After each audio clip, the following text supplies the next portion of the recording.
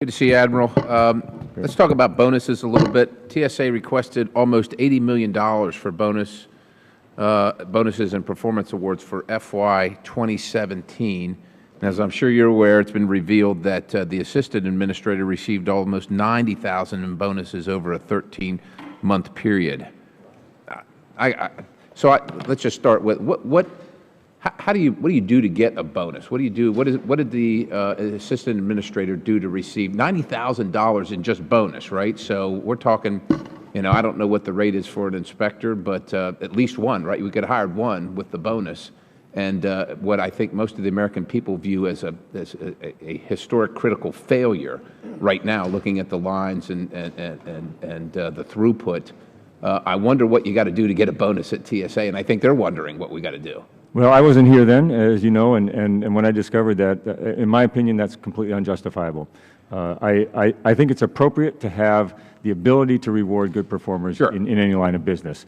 And so my belief is, first of all, you follow existing policy in OPM. And so the first thing I did was eliminated the practice of multiple bonuses to any one individual. And so I've dramatically changed that. And my goal is to push more reward bonuses out to the people in the organization that do some of the real frontline work. So I can't justify the level of bonuses that were provided in the past. I can tell you I stopped that, and I watch it very carefully, and I put significant management controls on it, including requiring oversight by the Department of Homeland Security of anything. I don't want anything happening inside TSA when it comes to bonuses to senior executives.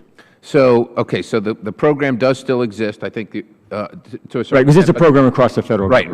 Right. Do you know, if you do know, how much was spent by TSA last fiscal year on bonuses? I'm trying to juxtapose that with a $34 million reprogramming for 768 inspectors, and just trying to get I don't have the number on the top of my head. I'll get you the number for the record, sir, but I don't have it off the top of my head. All right. Well, thank you for that. Moving on, there was a GAO report regarding employee misconduct, specifically attendance and leave. Mm-hmm. And one of the things they found that penalties for misconduct and failure to attend were lower than TSA's own guidance and recommendations. Let me just ask you this, if you know, and if you've done any of your own studies, do unexcused absences and tardiness create problems in effectively staffing checkpoints?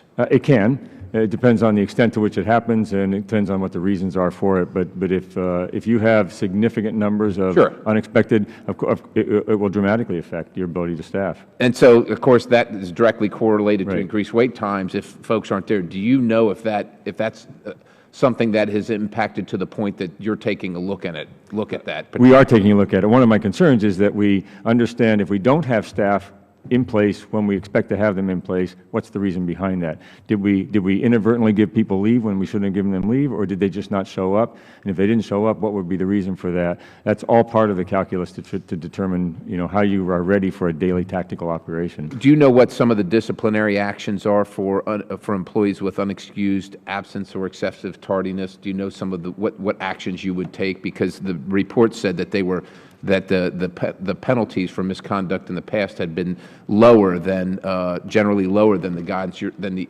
own guidance by TSA. Well, as I look at it, and I think back to my military experience, when you get guidance, sometimes that guidance will give you the maximum penalty allowable, and you may or may not need to assign that. So I think it really is a case-by-case look. If you've got some specific cases that you're interested in, I'll happy to take that for the record. But my opinion is this: there may be a valid reason why somebody doesn't show up on time, even if it caused you some real problems for them not showing up.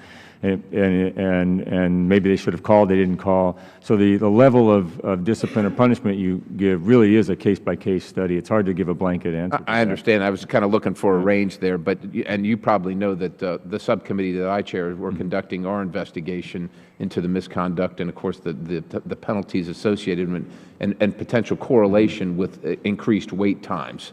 And we'll be looking forward to working with you.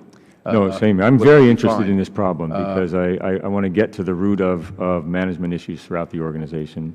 Appreciate your time. Thank you, Mr. Chairman. You yield back.